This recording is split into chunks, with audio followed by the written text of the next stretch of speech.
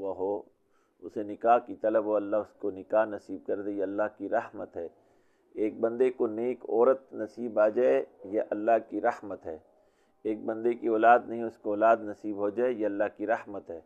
ایک بندے کا امتحانات، اس کو امتحانات میں کامیابی مل جائے، یہ اللہ کی رحمت ہے۔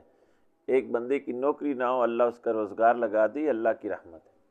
معلوم یہ چلا کہ دنیا کی جتنی چیزیں ہیں وہ اللہ کی رحمت کی برکت سے ہیں، لیکن اللہ کی رحمت صرف یہاں تک محدود نہیں ہے، بلکہ اس دنیا کے بعد برزخ میں بھی، قبر میں بھی، اور آخرت کے میدان میں بھی، اور جنت میں بندگان کا داخلہ جو ہے یہ بھی اللہ کی رحمت کی وجہ سے۔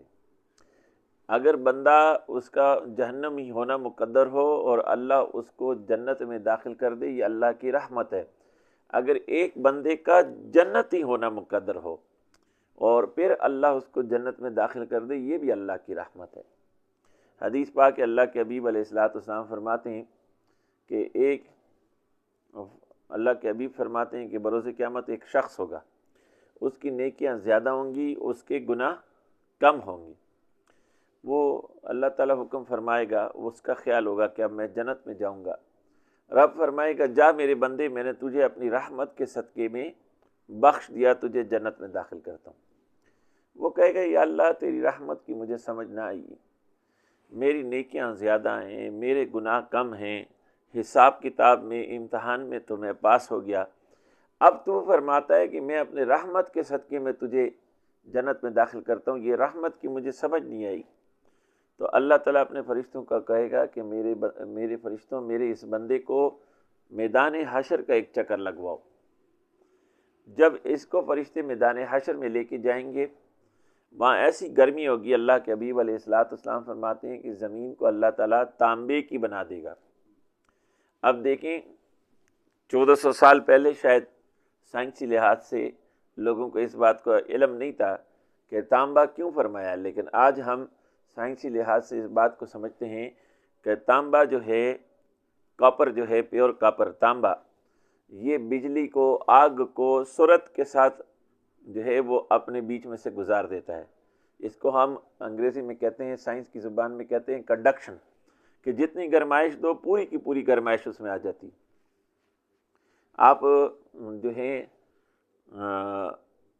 جب روٹی پکاتے ہو تو روٹی کو پکانے کے لیے آپ جو آپ کا توا ہوتا ہے، توا وہ مٹی کا کیوں نہیں بناتے؟ حالانکہ وہی روٹی جب آپ پلیٹ میں ڈالتے ہو تو وہ پلیٹ جو ہوتا ہے نا، وہ چائنا مٹی کا بنا ہوتا ہے، چائنا کلے کا بنا ہوتا ہے، لیکن اسی چائنا کلے کا یا پاکستانی مٹی کا آپ توا کیوں نہیں بناتے؟ اس لیے کہ مٹی جو ہے وہ گرمائش کو جذب کر لیتی ہے، اور جتنی گرمی اس کو دیتے جاؤ، مٹی اتنی جلدی اتنی گرم نہیں ہو کے دیتی کہ اس پہ روٹی پک سکے۔ لوہا اس کی نسبت جلدی گرم ہو جاتا ہے، تو لوہے کو جب آپ گرمائش دو گے تو وہ اتنا گرم ہو جاتا ہے کہ اس پہ روٹی پک سکے۔ ہم تنور کے اندر روٹیاں کیوں لگاتے ہیں، باہر کیوں نہیں لگاتے ہیں؟ اگر باہر وہ روٹی لگائیں ہم، جو تنور مٹی کا بنا ہوتا ہے، تو باہر وہ مٹی کی جو تنور کا باہری حصہ ہے، وہ آگ جتنی بھی تیز کر دو وہ گرم نہیں ہوتا، تو روٹی ہم اندر لگاتے ہیں کیونکہ جو گرمائش اندر جمع ہوگی وہ مٹی باہر نہیں جانے دے گی۔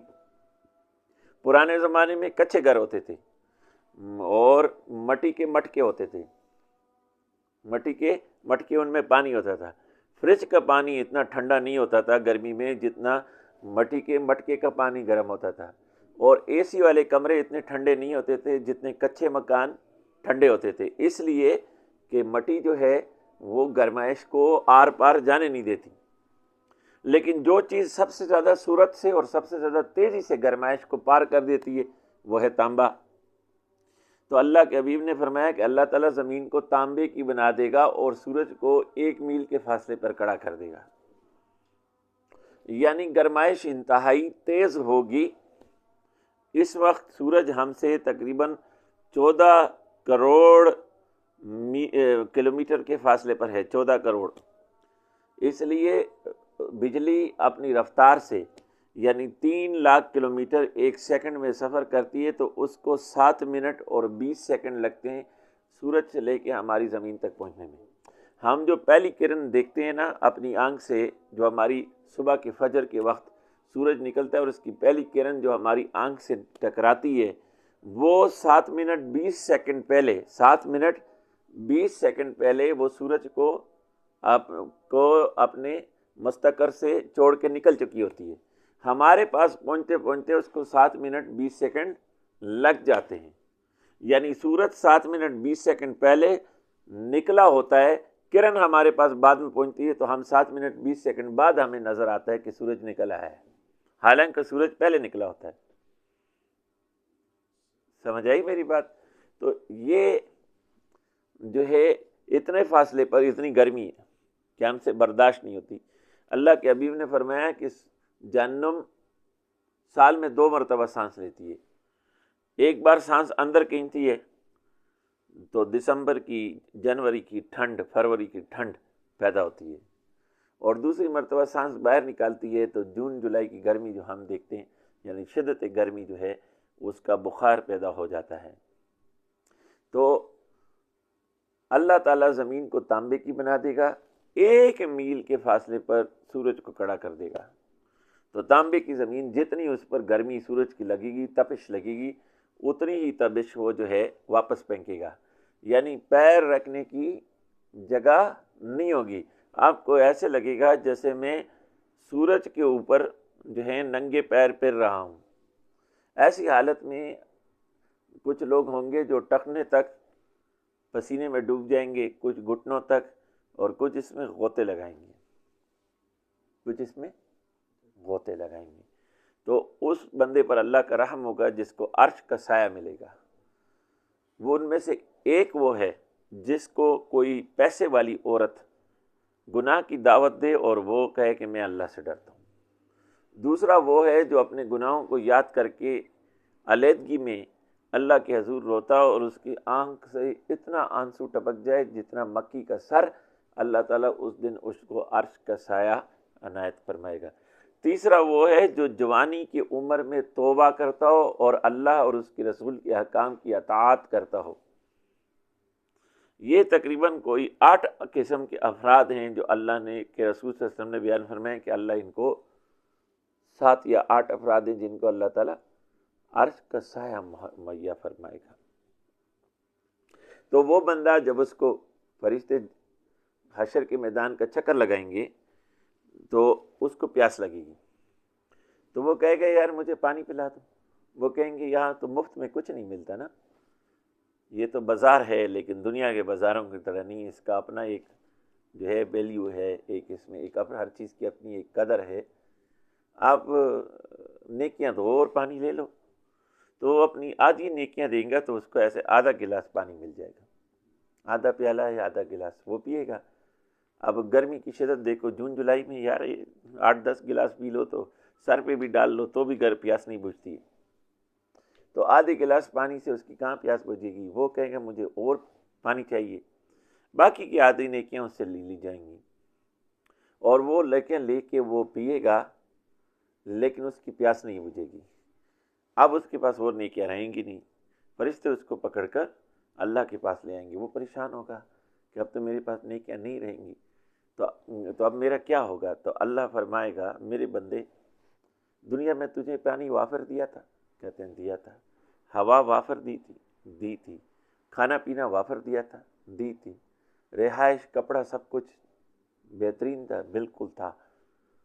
اس کے بعد اگر تو نے میری عبادت کی تو یہ تیرا کمال نہیں ہے، میرا تجھ پر فضل تھا اور رحم تھا کہ تجھے میں نے اپنی عبادت کی توفیق دی ہے۔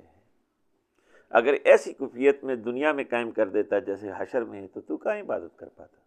تو نے تو اپنی ساری نیکیاں جو ہیں وہ بیچ دی، 1-2-3 گھونٹ پانی کے گلاس کی یا 1 گلاس پانی کے بدلے میں ساری نیکیاں بیچ دی۔ پھر اللہ کہے گا جا تجھے اپنے رحمت کے صدقے بخشتا ہوں، تو جا جنت میں داخل ہو جا۔ یہ ہے اللہ کی رحمت، اللہ کی رحمت کے بغیر کچھ نہیں ہوتا۔ رب فرماتے بے شک نہیں کرنا میرے بندے، ان رحمت اللہ، جو اللہ کی رحمت ہے، قریب من المحسنین، وہ میرے محسنین بندے بھی قریب ہے۔ یہ محسنین بندے کون ہیں؟ اللہ کے حبیب علیہ السلام تشریف فرمائیں، آپ کے پاس اصحاب رسول بیٹھے ہیں، حضرت سیدنا عمر بن خطاب رضی اللہ عنہ، عمر فاروق، وہ فرماتے ہیں کہ ایک شخص آیا جس کے کپڑے بڑے سفید تھے اور اس کا چہرہ بڑا روشن تھا، اور اس کے کپڑوں پر کوئی سفر کی غرض بھی نہیں تھی، اور ہم نے اس سے پہلے اس کو مدینہ منورہ میں نہیں دیکھا تھا، یعنی اس کے کپڑے بڑے سفید۔ اب مدینہ منورہ آج کل کی کراچی کی آبادی تو نہیں تھی کہ 6 کروڑ اور 40 لاکھ آبادی، چند ہزار نفوس تھے، چند ہزار۔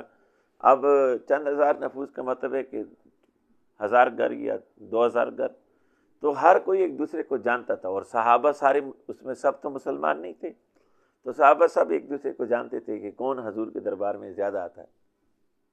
تو ایک شخص ایسا جن کو حضرت عمر فرماتے ہیں ہم نے پہلے مدینہ منورہ میں دیکھا بھی نہیں تھا، اور اس کے چہرے پہ کوئی گرد کے اور کپڑوں پر کوئی گرد کے اثر بھی نہیں تھے، بالکل صاف ستھرا اجلا سفید لباس پہنا ہوا تھا، نورانی چہرے والا آیا اور اللہ کے رسول صلی اللہ علیہ وسلم کے پاس بیٹھ گیا، اور آپ کے گھٹنے سے گھٹنے ملا کر بیٹھا، اور ایک روایت میں ہے کہ اپنے زانوؤں پر ہاتھ رکھے، اور دوسری روایت میں ہے کہ اللہ کے رسول صلی اللہ علیہ وسلم کے زانوؤں پر ہاتھ رکھے۔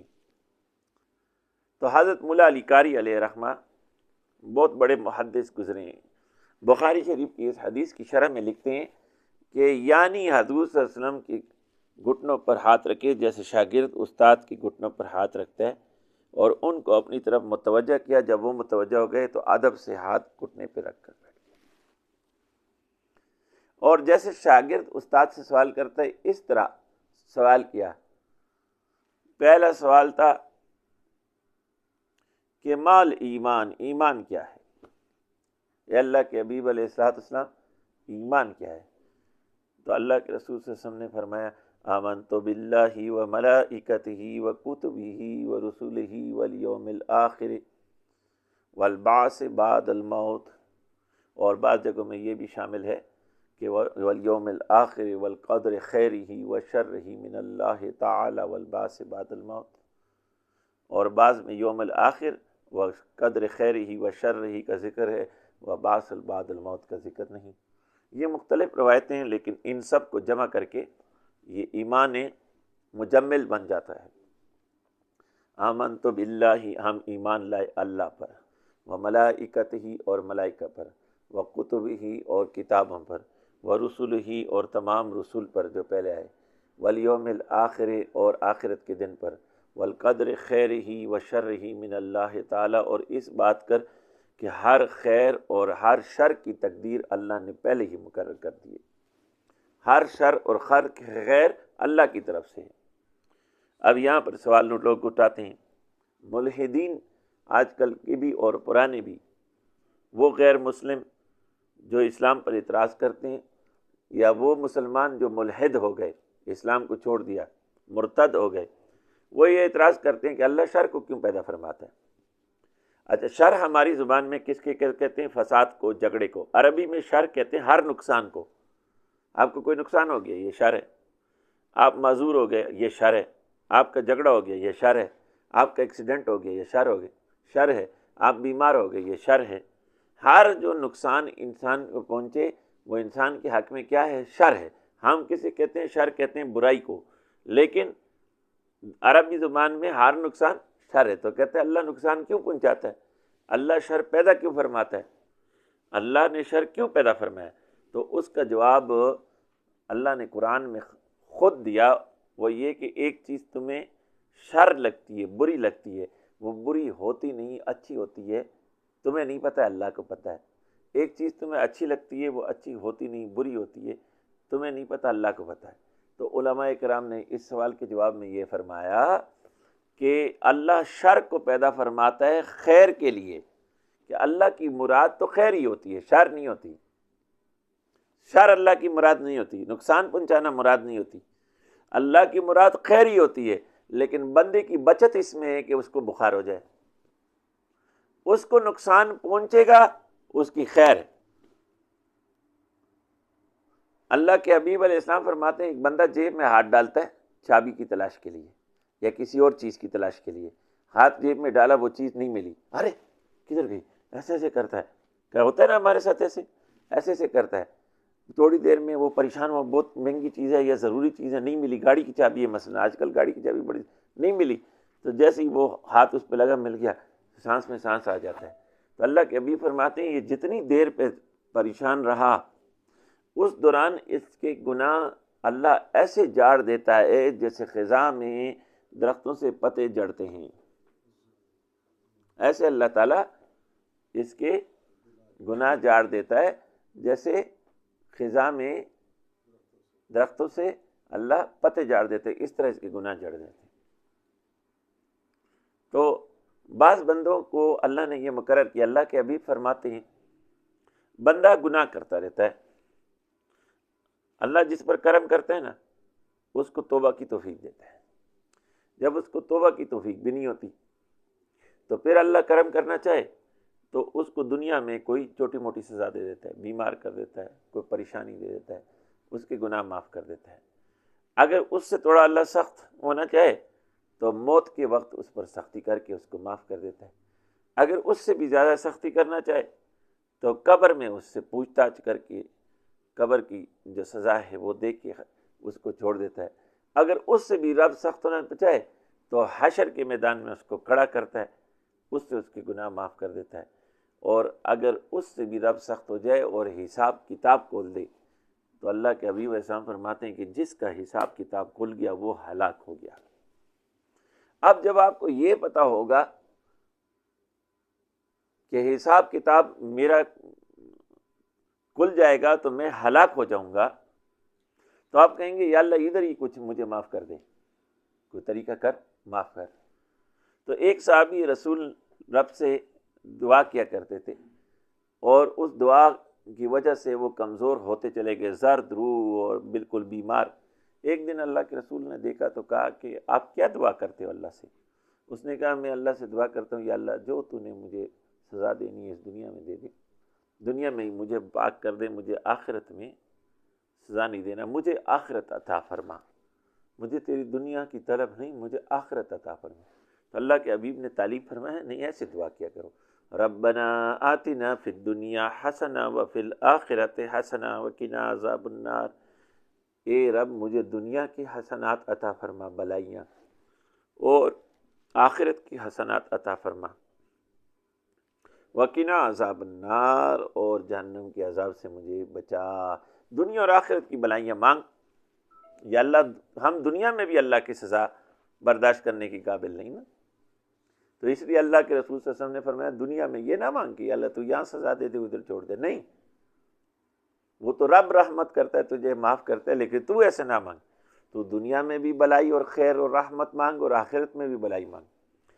حضرت علی شیر خدا رضی اللہ عنہ فرماتے ہیں کہ ربنا آتنا فی الدنیا حسنہ، یعنی دنیا کی حسنات آپ فرماتے ہیں، آخرت کی حسنات تو جنت ہے جو اللہ کی رحمت کا مقام ہے، نبی علیہ السلام کی قربت کا مقام ہے، لیکن دنیا میں آپ فرماتے ہیں حسنات میں سے سب سے بہترین بلائی جو اللہ کسی کے ساتھ کرتا ہے وہ کیا ہے؟ اس کو نیک بیوی عطا کرتا ہے۔ اگر آپ دیکھیں حضرت علی کی اس ایک بات میں بڑا کمال ہے، اگر بیوی نیک ہے تو گھر سدھر جائے گا، بیوی نیک ہے تو بچے سدھر جائیں گے، بیوی نیک ہے تو ایمان محفوظ ہو جائے گا، بیوی نیک ہے تو گھر جنت بن جائے گا، بیوی نیک ہے تو گھر کے کام سدھر جائیں گے۔ تو اللہ جو بلائیاں عطا فرماتا ہے اس میں سے بڑا جو اللہ کرم کرتا ہے وہ ہے نیک بیوی۔ باقی اور بھی حسنات ہیں دنیا کے، ہم مانگتے ہیں بہت، یا اللہ ماتا ڈیرا راکا، مجھے بہت عطا کر، بہت زیادہ دے، زیادہ دے، زیادہ دے ہیں۔ اللہ کے حبیب فرماتے ہیں کہ انسان کی ہوس اور حرص کی آگ کو، اس کی پیٹ کو صرف اور صرف قبر کی مٹی بھر سکتی ہے۔ انسان کی جو حرص اور ہوس کا پیٹ ہے اس کی کو صرف اور صرف قبر کی مٹی بھر سکتی ہے، اور کوئی چیز اس کو نہیں بھر سکتا۔ اور اللہ نے قرآن میں کہا الہاکم التکاثر، جمع کرنے میں لگے ہوئے ہیں، حتی زرتم المقابر، یہاں تک کہ اپنے اپنے قبروں میں پہنچ جائیں گے۔ لگے ہوئے ہیں لگے ہوئے ہیں لگے ہوئے ہیں. تو جانا قبر میں آپ کس لیے اتنے جمع کرتے ہیں؟ کوئی میری قبر پہ آئے تو مجھے کیا، کوئی چار پھول چڑھائے تو مجھے کیا، ہم تو تہہ خاک اکیلے رہیں گے اور دنیا میں یوں ہی میلے رہیں گے. جب والدین مر جاتے ہیں نا تو ہمارے ہاں یہ رواج ہے پاکستان میں، خیبر پختونخوا میں، پنجاب میں، سندھ میں، بلوچ میں، کہ جب مر جاتے ہیں نا تو ہم کہتے ہیں اس کے اوپر ماربل لگاؤ. اب کیا فرق ہے ماربل لگانے کا، اس کو کیا فرق پڑتا ہے؟ یہ دعا کرو کہ اللہ اندر اس کا جو ہے حساب کتاب نرم کر دے اور اس کی جنت کو جو ہے باغیچہ بنا دے، اس کی قبر کو جنت کا باغیچہ بنا لے، اس کو نبی اسلام کی شفاعت نصیب فرما دے. یہ اس کے لیے ضرورت ہے نا. باہر ماربل لگے ہوں یا باہر سادی ہو قبر، اس سے اس کو کوئی فرق نہیں پڑتا. کوئی اس کے پھول چڑھائے اس کی قبر پہ، نہ چڑھائے کوئی فرق نہیں پڑتا. کوئی ماربل لگائے کوئی فرق نہیں پڑتا. کوئی اس پہ خوشبو ڈالے یا نہیں ڈالے اس کو کوئی فرق نہیں پڑتا. اس کا معاملہ تو اب اس صندوق کے اندر ہے،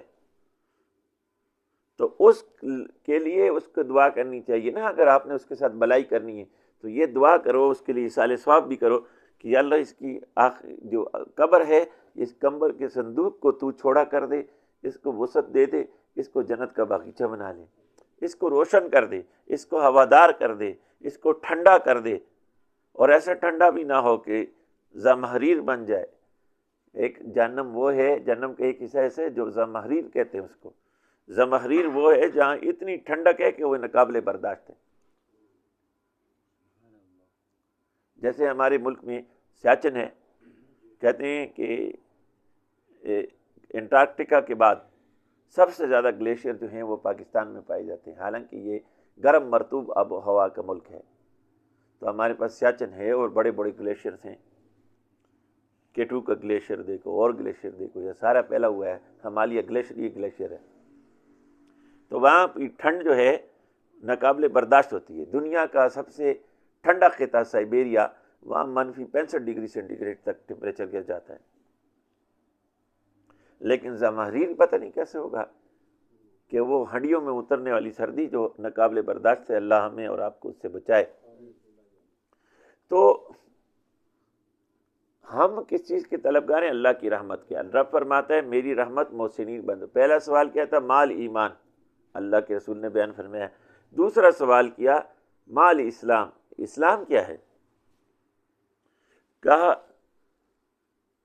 کہ تو کلمہ شہادت پڑھ، اشہد ان لا الہ الا اللہ واشہد ان محمدً عبدہ ورسولہ. تو شہادت دے کہ اللہ کے سوا کوئی معبود نہیں اور محمد صلی اللہ علیہ وسلم اللہ کے بندے اور رسول ہیں. اس بات کی شہادت دے، یہ اسلام ہے. پھر نماز ادا کر 5 وقت، پھر روزہ 1 مہینے کا رمضان کا، پھر زکوٰۃ جب تجھ پر واجب ہو جائے، اور پھر حج جب تیری استطاعت ہو تو حج ادا کر. یہ اسلام کے 5 بنیادی ستون ہیں. ان 5 ستونوں پر اسلام کھڑا ہے. اس کو کہتے ہیں الاسلام. پھر تیسرا سوال کیا مال احسان، احسان کیا ہے؟ تو حضور صلی اللہ علیہ وسلم نے جواب دیا احسان یہ ہے کہ تو اللہ کی عبادت کرے تو ایسی عبادت کرے کہ تو اللہ کو دیکھتا ہے. کہ اگر تو نہیں دیکھتا، اگر تو نہیں دیکھتا، اگر تو سمجھتا ہے کہ تو اس کو، تجھے ایسی حالت نہیں ملی، یہ مقام نہیں کہ تو رب کے انوارات دیکھ سکی، تو پھر تجھے یہ معلوم ہو پختہ کہ اللہ تو تجھے دیکھتا ہے. اب ہم کہنے کو کہتے ہیں کہ اللہ مجھے دیکھتا ہے. پہلے ہوتا تھا، آج سے کوئی 30-40 سال پہلے کوئی اسٹیکر لگا ہوتا تھا بسوں میں، تو لکھا ہوتا تھا کہ اللہ تجھے دیکھتا ہے، بندے خوف کر اللہ تجھے دیکھتا ہے. کسی بس میں کہیں اسٹیکر لگا ہوتا ہے. آج کل لگا ہوتا ہے کیمرے کی آنکھ تجھے دیکھ رہی ہے، بچ کے رہنا. تنبیہ، کیمرے کی آنکھ تجھے دیکھ رہی ہے. ہم اپنے آپ سے پوچھیں کہ کس سے ہمیں زیادہ خوف آتا ہے؟ اللہ کے کیمرے کی آنکھ سے زیادہ، کیمرے کی آنکھ سے زیادہ خوف آتا ہے ہمیں کہ کیمرے کی آنکھ دیکھ رہی ہے، یار کہیں میں پکڑا نہ جاؤں. اگر بازار میں ہم چل رہے ہیں اور کسی کی ماں بہن آ رہی ہے، تو اگر ہمیں کوئی کہے کہ اللہ تجھے دیکھ رہے تو ہم کہیں گے کہ اللہ تو دیکھتا ہی ہے. لیکن اگر دیکھیں کہ کیمرے کی آنکھ میں تو آ گیا ہے تو ہم خوف سے دبلے جاتے ہیں، قسمیں بھی کھاتے ہیں کہ نہیں میں تو تھا ہی نہیں ادھر، میں نے تو یہ جگہ پائی نہیں، میں تو تھا ہی نہیں، یہ تو کسی اور کی تصویر ہوگی۔ تو بات یہ ہے کہ ہم اللہ کا، ہم کہتے ہیں کہ ہمیں اللہ دیکھ رہے ہیں، لیکن ہمارے یقین اس طرح سے پختہ نہیں ہے۔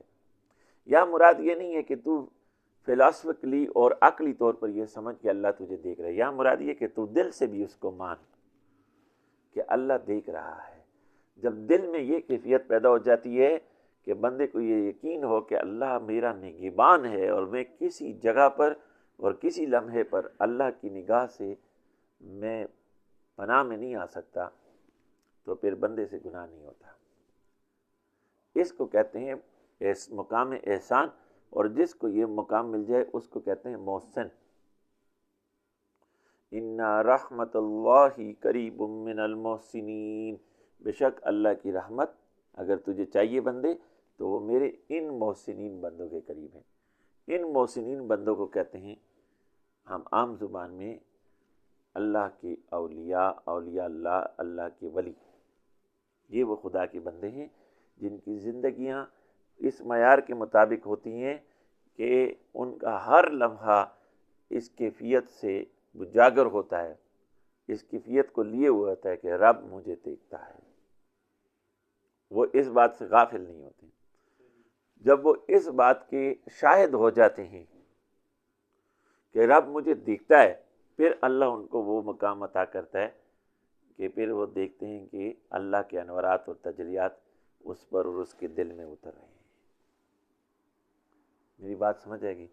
حدیث پاک جو سنائی اس کا آخر میں حضرت امیر المومنین عمر فاروق فرماتے ہیں کہ اللہ کے رسول صلی اللہ علیہ وسلم نے مجھے مخاطب کر کے پوچھا، اے عمر تو جانتے ہیں یہ کون تھا؟ کہا یا رسول اللہ صلی اللہ علیہ وسلم میں نہیں جانتا، اللہ اور اس کے رسول میرے ماں باپ قربان جائیں وہ بہتر جانتے ہیں۔ تو اللہ کے رسول نے فرمایا جبرائیل امین تھے جو انسانی صورت اختیار کر کے تمہیں تمہارا دین سکھانے آئے تھے۔ تو یہ ہمارے نبی علیہ السلام کا دین ہے، اور اس کے اندر اگر کسی کو رحمت پانی ہے تو اس کو جانا ہوگا خدا کے ولیوں کی صحبت میں بیٹھنا ہوگا، اس کے بغیر کام نہیں ہوتا۔ اللہ کے ولیوں کی صحبت سے کیا ملتا ہے؟ 3 چیزیں اللہ کے ولیوں کی صحبت سے ملتی۔ جس کا ایمان نہیں اس کو ایمان ملتا ہے، پیچھے نیچے گیٹ ہے میرے خیال میں، جائیں دیکھ لیں۔ اچھا، جس کا ایمان نہیں اس کو ایمان مل جاتا ہے، اور جس کا ایمان ہے اس کا ایمان اللہ پختہ فرما دیتا ہے۔ ایک چیز اولیاء اللہ سے یہ ملتی ہے کہ جس کا ایمان نہیں اس کو ایمان مل جاتا ہے، اور جس کا ایمان پختہ نہیں اس کا ایمان پختہ ہو جاتا ہے۔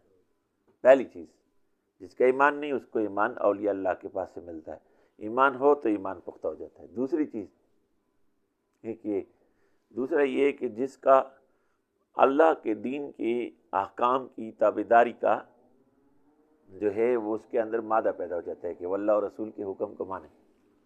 اولیاء اللہ کی محسنین کی صحبت کی برکت سے بندہ اللہ اور اس کے رسول کے احکام یعنی شریعت محمدی پر عمل کرنے والا بن جاتا ہے۔ اور تیسری چیز جو ملتی ہے وہ ہے تزکیہ نفس۔ تزکیہ نفس کیا ہے کہ دل میں جو خرابیاں ہیں، بیماریاں ہیں، دل کی جو بیماریاں ہیں، جیسے ایک ظاہر کی بیماریاں ہیں کینسر وغیرہ، ایک دل کی بیماریاں ہیں جیسے ریا ہے، تکبر ہے، عجب ہے، چغل خوری ہے، غیبت ہے، زنا کی محبت ہے، زنا کی چاہتے ہیں، گندی محبتیں، فساد ہے، قوم پرستی ہے، فرقہ واریت ہے، تعصب ہے، یہ بیماریاں دل کی بیماریاں کہلاتی ہیں۔ اولیاء اللہ کی صحبت کی برکت سے یہ بیماریاں بھی نکل جاتی ہیں کیونکہ وہ دلوں کے معالج ہوتے ہیں۔ کون سی چیزیں ملتی ہیں؟ 3۔ پہلا کیا؟ ایمان ملتا ہے، جس کو ایمان نصیب ہو اس کا ایمان پختہ ہو جاتا ہے۔ دوسری چیز کیا ملتی ہے؟ شریعت یعنی توبہ کامل۔ یہ تینوں چیزیں کیا ہیں؟ توبہ کامل، شریعت محمدی پر عمل کرنے کی توفیق ہو جاتی ہے۔ تیسری کیا چیز ملتی ہے اس کو؟ کہ وہ تزکیہ اور تصفیہ یعنی دل کی پاکی کا انتظام اس کو مل جاتا ہے۔ اور ان تین میں سب سے اعلیٰ یہ جو آخری یہ دل کی پاکی وہ ہے، اس لیے کہ انما الاعمال بالنیات، اعمال کا درمدار نیتوں سے ہے، اعمال کا درمدار نیت پر ہے، اور نیت کی درستگی کا تعلق دل کے ساتھ ہے۔ اللہ کے حبیب علیہ الصلوۃ والسلام نے فرمایا انا فی الجسد مضغہ، تمہاری وجود کے اندر، اس 6 فٹ کے جسے کے اندر گوشت کا ایک ٹکڑا ہے، اذا صلحت صلح جسد کلہ، جب اس میں اصلاح ہو جائے تو تمام جسم میں اصلاح ہو جاتی ہے، وَإِذَا فَسَدَتْ فَسَدَ جَسَدَ كُلَّهُ، اور جب اس میں فساد ہو جائے تو تمام جسم میں، تمام جسد میں خرابی واقع ہو جاتی ہے۔ الا وہی القلب، خبردار وہ تیرا دل ہے، الا وہی القلب، خبردار وہ تیرا دل ہے، الا وہی القلب، خبردار وہ تیرا دل ہے۔ تو پہلی چیز کیا؟ ایمان کی پختگی۔ ایمان کی پختگی نہیں ہے، اس لیے ہم منہ سے کہتے ہیں کہ اللہ سمیع و بصیر ہے، علیم و خبیر ہے، اللہ نگہبان ہے، لیکن دل میں وہ پختگی نہیں۔ دوسرا، شریعت محمدیہ جو اللہ کے اور رسول کے احکام ہیں اس پر عمل نہیں ہوتا۔ اللہ کے رسول کے احکام کیا ہیں؟ فرض ہے، واجب ہے اور حرام ہے، اور جو ہے نا اس کے فرض واجب کے مقابل کیا ہے؟ حرام۔ یہ 2 چیزیں ہم سے قابو میں نہیں ہوتی۔ فرض میں پہلا فرض کیا ہے؟ نماز کی ادائیگی، 5 وقت نماز فرض ہے، اس کو ہم چھوڑتے ہیں، کبھی فجر کی رہ گئی، کبھی ظہر کی رہ گئی، کوئی تو جمعہ خان ہے، کوئی عید خان ہے، اور کوئی 4 خان ہے، کوئی 3 خان ہے، کوئی 2 خان ہے۔ روزانہ خان تو ہے لیکن 4 3 2 کا 5 خان، پنجگانہ نمازوں والا اصلی خان جو ہے وہ کم ہی ہے۔ شاید کہ نمازی کی ڈیفینیشن اس میں پاکستان پر شاید 1% لوگ بھی پورے نہ اترتے ہوں، اور نمازی کی تعریف یہ ہے کہ 5 وقت کی نماز جو پڑھتا ہو، کوئی قضا نہ کرتا ہو جان بوجھ کر، اگر غلطی سے کوئی نماز رہ گئی تو اس کی قضا ادا کرتا ہو، چھوڑتا نہ ہو، جان بوجھ کر ترک نہ کرے، یہ نمازی ہے۔ ہم کہتے کیا ہیں؟ میرا بیٹا بڑا نمازی ہے، یہ 4 وقت کی نماز پڑھتا ہے، بس فجر آنکھ نہیں کھلتی، باقی 4 وقت کی نماز پڑھتا ہے۔ یہ نمازی نہیں ہے، بے نمازی ہے۔ نمازی وہ جو 5 وقت کی نماز پڑھتا ہو، ایک نماز بھی نہ چھوڑے، سویا رہ گیا کسی وجہ سے، کوئی اور غلطی کی وجہ سے، سفر میں، بیماری کی وجہ سے رہ گئی نماز، غلطی کوتاہی سے، جان بوجھ کی تو اجازت ہی نہیں، وہ تو حرام۔ لیکن اگر جان بوجھ کے رہی تو توبہ کرے، اور اگر غلطی سے رہ گئی تو بھی توبہ کرے اور اس کی قضا ادا کرے، تو یہ کہلائے گا نمازی۔ جو ایک نماز بھی اپنی زندگی میں چھوڑ دے اور اس کو ادا نہ کرے، ترک کر دے، اس کی نیت بھی نہ ہو ادا کرنے کی، بس اس کو چھوڑ دے بالکل، کبھی اس کے دل میں طلب بھی نہ آئے، اور طلب ایسے پختہ طلب کو کہتے ہیں کہ جس پہ وہ عمل کرے۔ طلب ہوئی، مر گیا، اس کی 1 نماز یا 2 نمازیں، اب 10 نمازیں رہتی تھی، اس کی طلب یار میں توبہ، اس نے توبہ کی اور مر گیا، یہ اور بات ہے، لیکن طلب تھی اور سال تک اس نے لوٹائی نہیں، 5 سال کی نمازیں قضا رہتی ہیں، 10 سال کی قضا رہتی ہیں، تو یہ بندہ کیا ہے؟ یہ بے نمازی ہے۔ اللہ کے حبیب نے فرمایا بے نمازی کا میرے دین میں کوئی حصہ نہیں ہے۔ اللہ کے حبیب فرماتے ہیں بروز قیامت رب حکم فرمائے گا اس کی نیکیاں کالے کپڑے میں لپیٹ کر اس کے منہ پہ مار دو، اللہ اس کی نیکیوں کو قبول نہیں فرمائے گا۔ اللہ کے حبیب فرماتے ہیں اس کو تو اوندے منہ ڈالا جائے گا، اس کے والدین کو پہلے اوندے منہ پکڑ کے جہنم میں ڈالا جائے گا، کیونکہ یہ فریاد کرے گا کہ میرے والدین نے مجھے نماز پڑھنے کا کہا نہیں، کالج جانے کا کہا، یونیورسٹی جانے کا کہا، پڑھائی کا کہا، نوکری کا کہا، لیکن ہمیں نہیں کہا مجھے تو نماز کا نہیں کہا۔ تو اس سے نماز کا، اس سے تو اس کو سزا ہوگی، اس کے والدین کو بھی ہوگی، کیونکہ ان پر یہ لازم تھا کہ وہ اپنے بچے کو اس کی تلقین کرتے، نصیحت کرتے، دنیا کے اور کاموں کے لیے کرتے، تو پھر نماز کی کیوں نہیں کرتی؟ پہلی چیز نماز ہے، دوسرا پھر روزہ ہے۔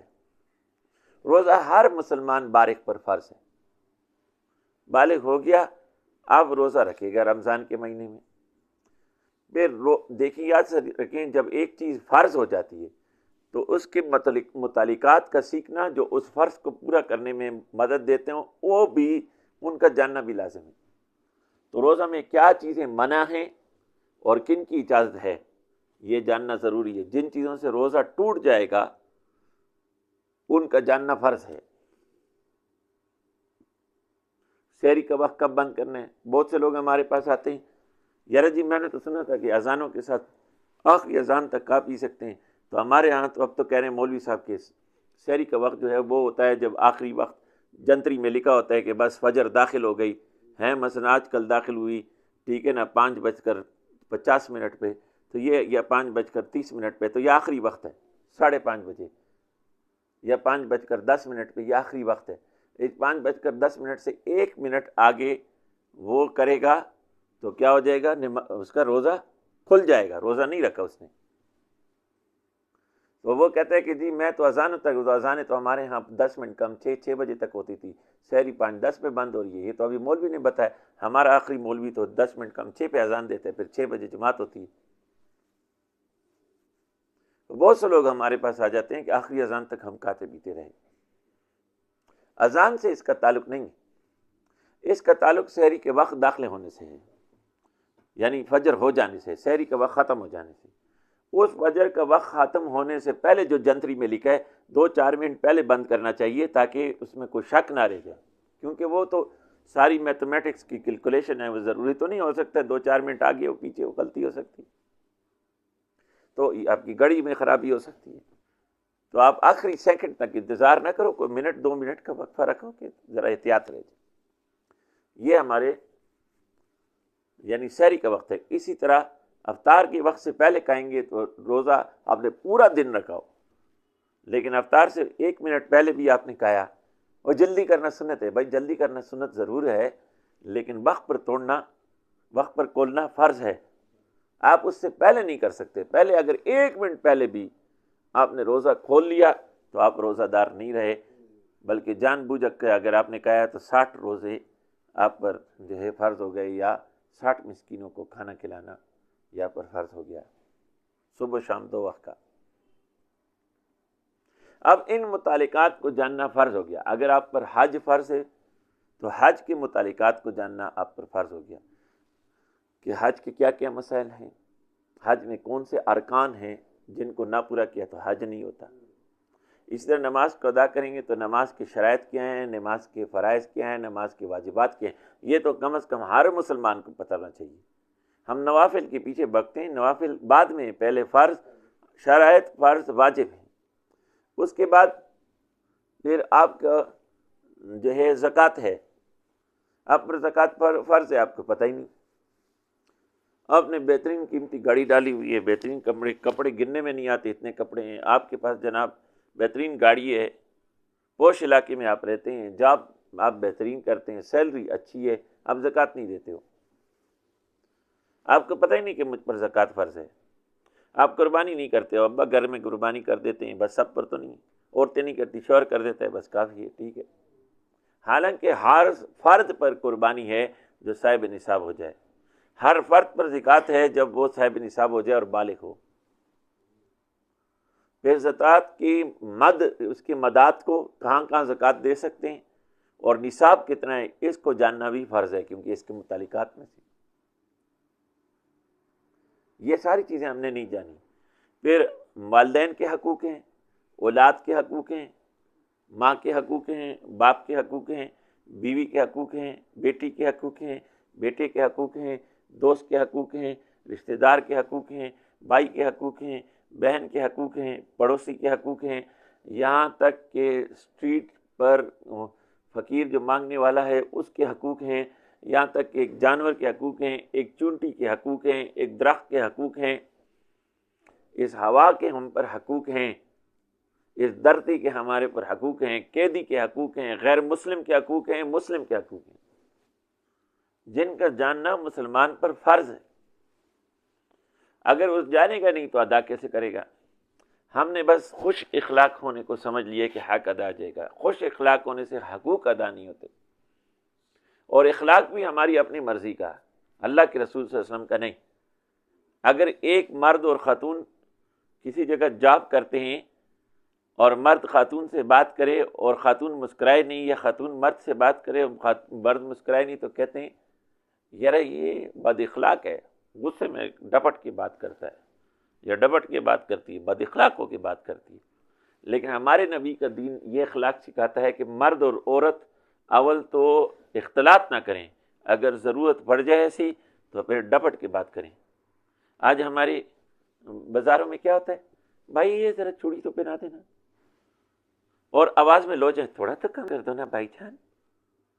اور آدمی بھی ایسے کرتا ہے، باجی باجی دل میں باجی نہیں ہوتی، باجی میں دل میں باجی کی بجائے خیال کچھ اور آ رہا ہے، منہ سے باجی باجی، میٹھے انداز میں بات کرنا، اس کو ہم اخلاق سمجھتے ہیں۔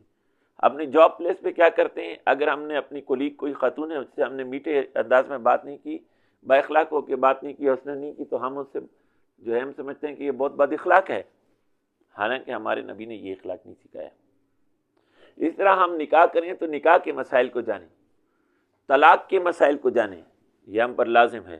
اس طرح ہم جاب کریں تو جواب کے حلال و حرام کو سمجھیں۔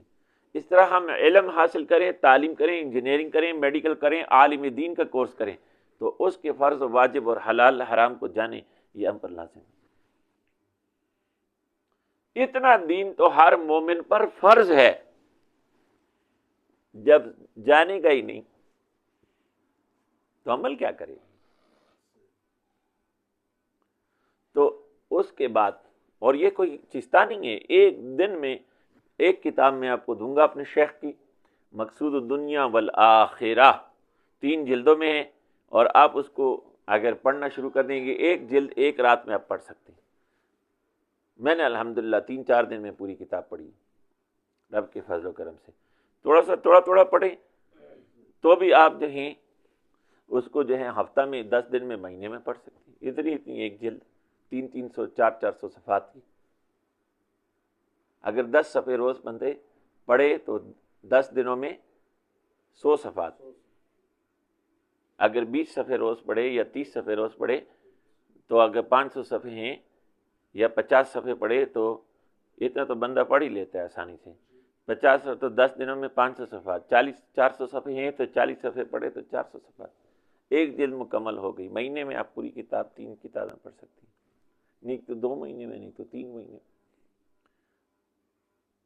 آپ کم از کم یہ جان جائیں گے کہ آپ کے اوپر اللہ نے کیا فرض کیا، کیا واجب کیا، کیا حرام کیا، آپ پر کون کون سے حقوق بندوں کے واجب ہیں اور کون سے حقوق اللہ اور اس کے رسول کے واجب ہیں۔ اتنا تو ہم پر حق بنتا ہے نا، اس کلمے کا جو کلمہ ہم نے پڑھا ہے۔ ہندو کو اپنے ریلیجن کا پتہ ہے، مسلمان کو نہیں پتہ۔ عیسائی کو اپنے گرجے کا پتہ ہے۔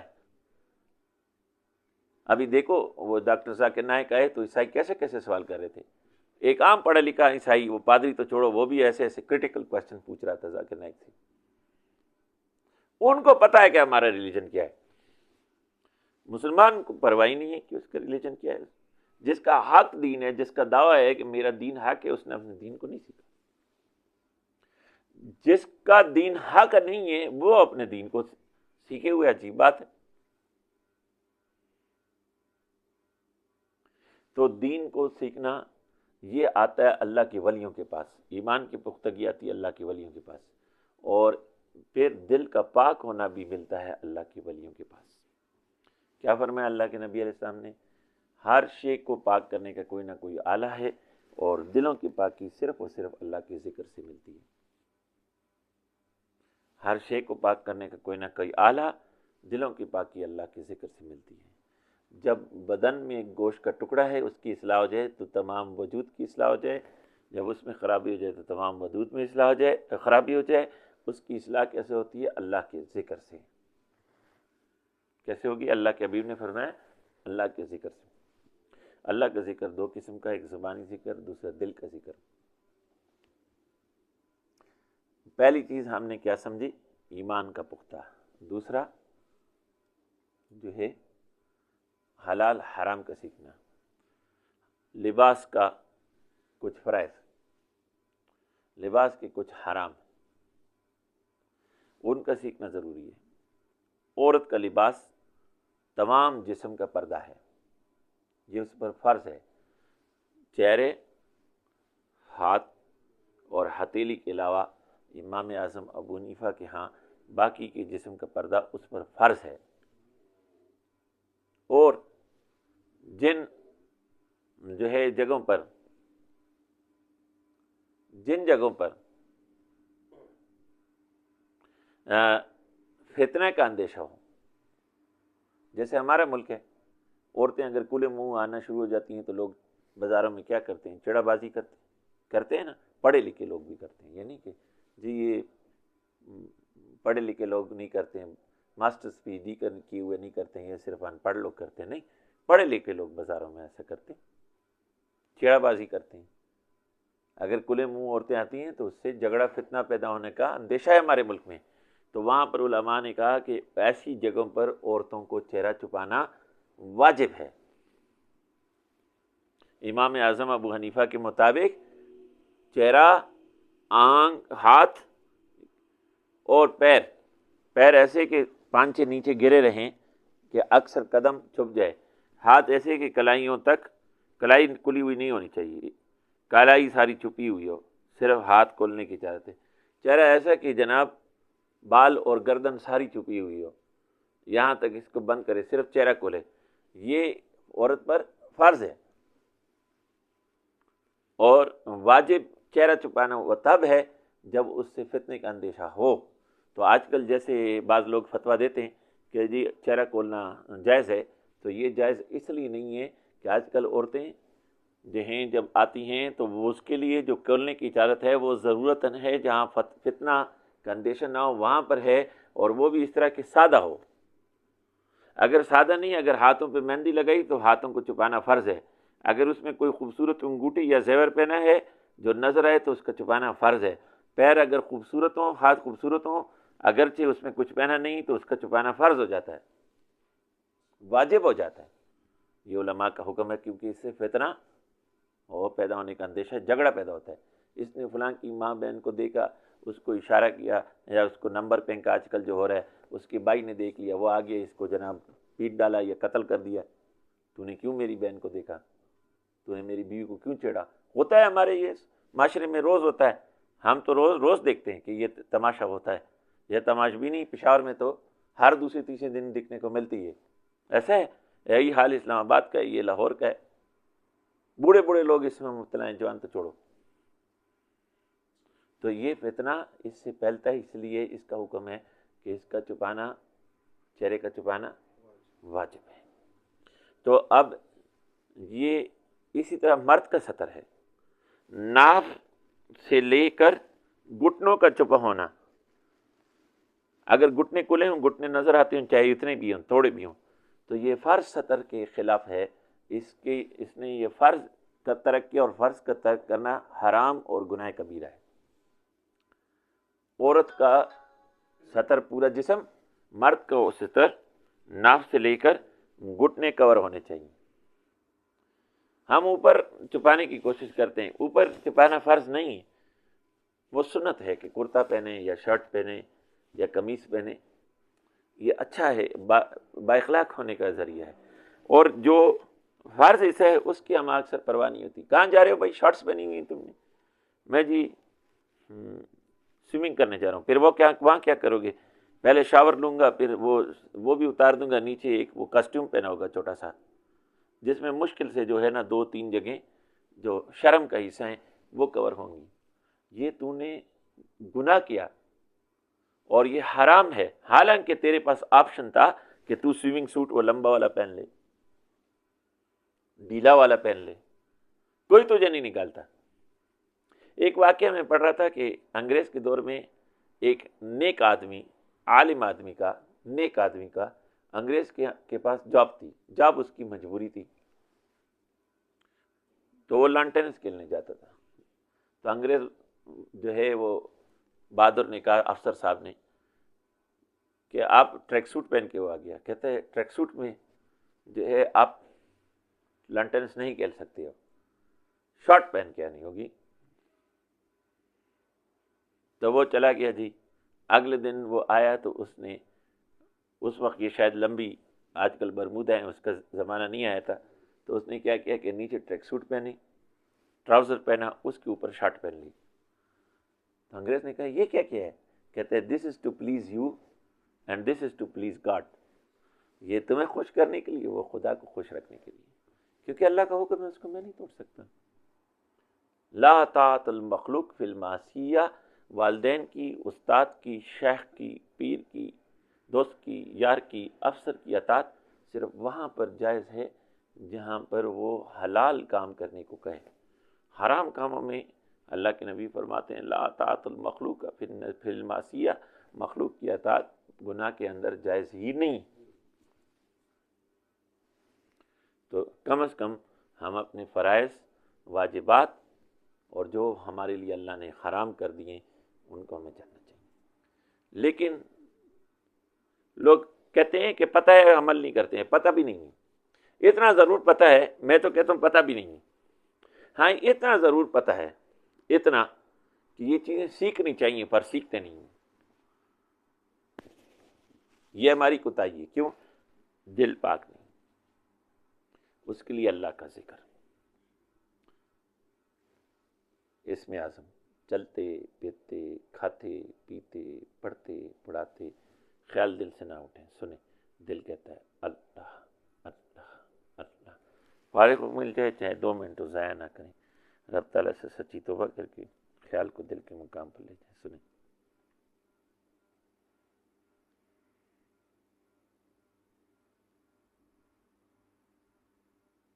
دل کہتا ہے اللہ اللہ. اس طرح مراقبہ کریں گے. کوئی دوست اس کو پہلے سے آپ کو ذکر کی چاہت پہلے ہوئی ہے؟ راشد